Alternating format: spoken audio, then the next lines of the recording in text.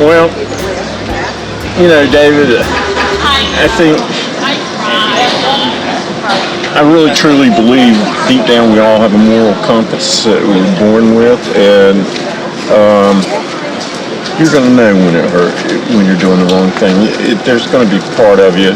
It won't be a cartoon character on your shoulder telling you, let's get this guy or get this person. And there won't be an angel there. It's something deep inside you that tells you whether you're doing the right or the wrong thing, and you need to listen to that. If you drown that out, you'll live to regret it.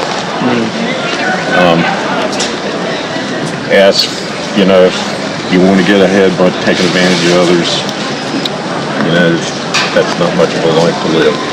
Yeah. So, I guess my final question here is, because I like what you're saying. Like what I'm saying is, but like if like a Hindu and a Christian and a Muslim all kind of feel like a feeling in heart, they all kind of teach the little they teach the, what you call it, that feeling of doing something wrong. Yeah. But they all have a moral compass. A moral compass. I apologize. That's exactly what you said. Yeah. If those three people all said their moral compass is telling them something different, is there a way that we could talk it out? We can understand how to. Well, I can't speak for any of those religions because I don't practice them. Sure. Just on the surface, I do know that almost every religion that I've looked at, and I haven't done a study of any of them. Sure. In any great depth, but they all have that basic tenet of treating other people the way you would like to be treated. Yeah. It's said in so many different ways, but it's the same belief. So I don't think that there would be that much difference between the three of them. Sure. If they sat and talked about it. Problem comes when people think their religion's the only religion, and and they want to make they're more intent on somebody saying they believe exactly what I believe than practicing the rule of the basic tenets of what they believe. So kind of ham-well through that. No, I like it. This is when you're peeling back these thoughts, a lot of times we don't talk about it this way. It's a little awkward to talk about it this way. Yeah. I like it. So you're saying that really it would take us kind of sitting down and talking about talking to each other. Yeah, that's a whole lot. There's a whole lot of things that could be avoided if people just sat and talked about the way they actually felt and tried to reach a common ground instead of trying to force their beliefs on someone else.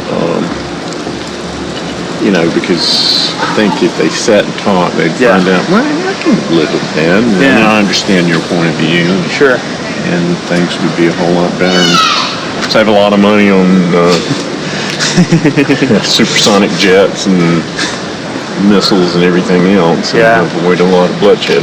But, I like. I want to advocate for your viewpoint here because it sounds like you're trying to do good for the world, and I like that. Do you?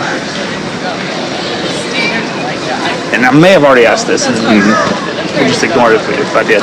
But let's say somebody else came up and told Dave right now, with you here, that said like, I have a feeling, I have the moral compass. My moral compass is telling me that you should cut off this person, and your moral compass is saying you should forgive him. Like, how do we talk about that? What would the conversation look like to actually? I don't know if you asked me that. I do believe that that it would be great if you could talk it out with every single person that you have disagreement with, and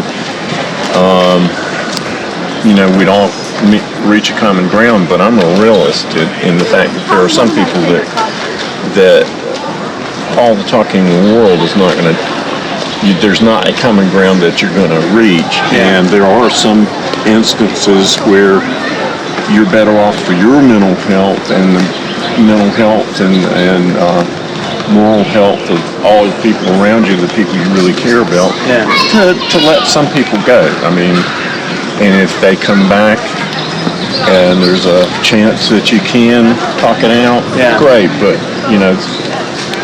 I've had to let people go in my life, and I regret that it came to that. But there's a point where you know that you're not just wasting your time, you're hurting yourself, and you're hurting the people around you that you're part of their lives too. So sometimes you just have to realize that not every person's reachable. Yeah. And they probably feel the same way about you. I think that is one of the problems I'm trying to solve. Yeah. No, good luck to you. Yeah, it's a big one.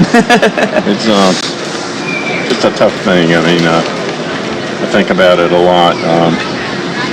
The situation we have in the Ukraine right now weighs on my mind a lot. A lot of people come and want to talk, think there's a way to talk this thing out. Hopefully there is, but I don't see it. And that's a kind of the same situation on a nation level instead of an individual level, but it's the same thing.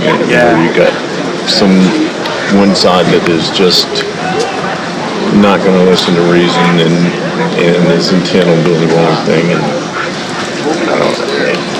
it's unfortunate. But do you think that in their mind, maybe their moral compass is telling them they're doing the right thing? No.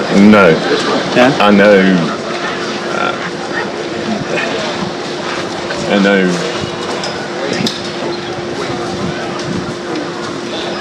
he knows he's wrong. I know that. You can see it on him. I mean, he just drips the fact that he's wrong, and he knows it. Why do you think some people will go against it then? Why do you think somebody will go against... stand up to people like that? No. Why do you think some people like that exist? I don't know. Yeah. I wish it did. Yeah. It might be something as basic as quirk in their DNA. It could be. I don't know. It's a huge question. If you look through the history of humans since we walked upright, there's been people like that. Yeah. It's unfortunate. But the best we can do is try to reason and talk and be fair and honest and loving to the people we do encounter, and hopefully that'll outweigh them. And it'll also hopefully help some people that are on the edge, maybe move them to a different place, a better place. Yeah.